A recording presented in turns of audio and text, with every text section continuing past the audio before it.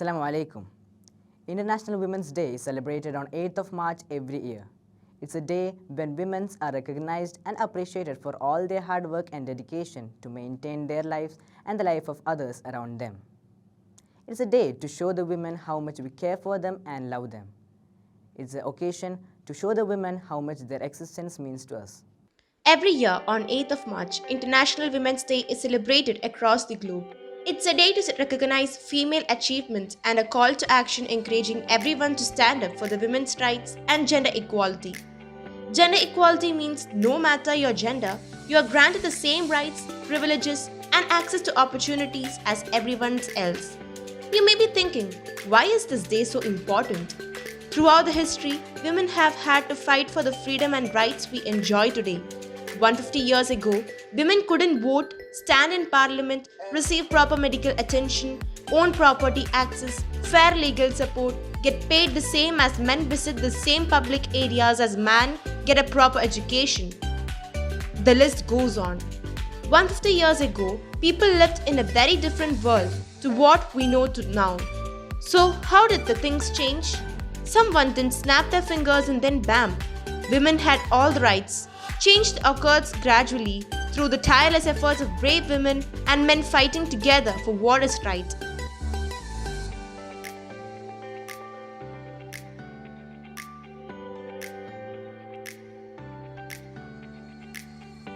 Let's rewind.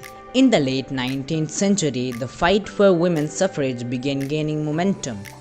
Suffrage means the right to vote, and at this time only men could do so. This meant that all the political decisions were decided by men, including those that only affected women. As time passed, some women grew increasingly frustrated by the lack of progress and failed attempts to achieve suffrage. One of these women was Emmeline Pankhurst, who responded by forming the Women's Social and Political Union in 1903, which encouraged a stronger kind of activism. This led to years of protest, rallies and strikes, with women being arrested, jailed and injured, and some even losing their lives in the fight for suffrage.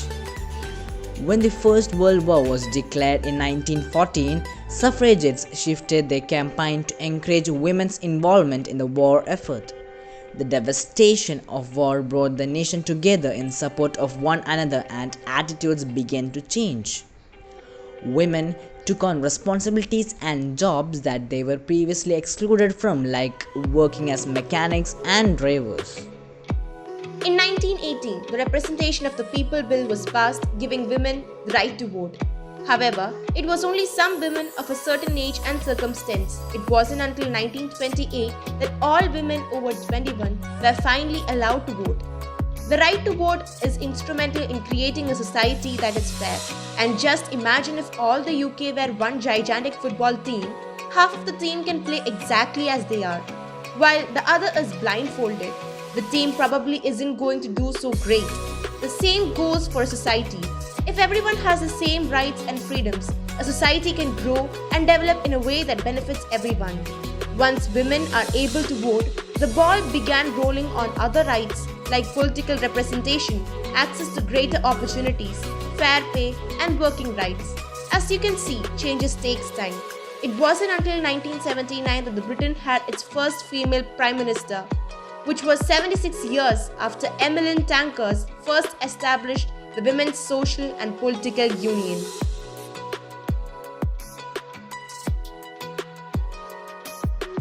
So, what does gender equality look like today? We are fortunate to live in a time and place where incredible opportunities are in abundance. Everyone can get an education, access healthcare, get a job, and speak their minds. However, we still have some work to do before we reach equality for all. One way that gender inequality plays out in our everyday life is through stereotype. A stereotype is a generalized opinion of a person or a group of people. Ever heard someone say something like, "You throw like a girl," or "Boys don't cry"?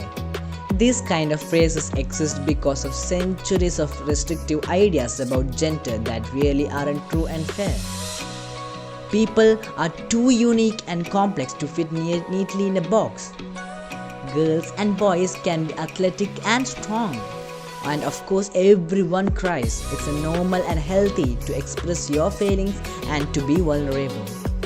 Stereotypes can be really damaging and can prevent you from being yourself and reaching your potential.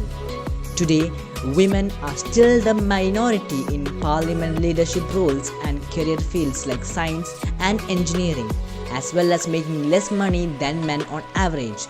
So this International Women's Day, think about what you could do to help in fight for equality.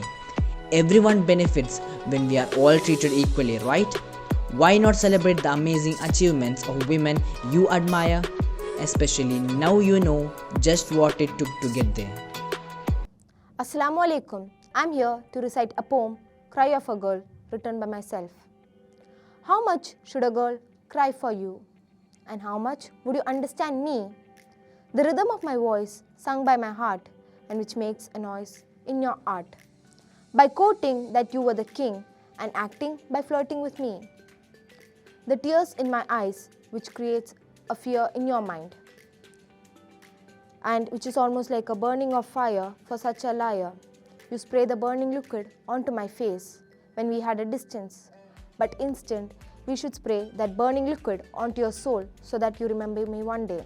Now we are moving towards an accelerating time where the world accepts the gender balance. Now the world sees the absence and celebrates their presence. It is very nice to have a day to celebrate the achievements of women. On this International Women's Day, let's recognize the significance of women in our lives and in our society and inspire them for their greater future achievements. Let me conclude my words by quoting the words of Eleanor Roosevelt.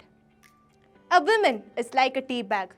You can't tell how strong she is until she is put in a hot water. Thank you.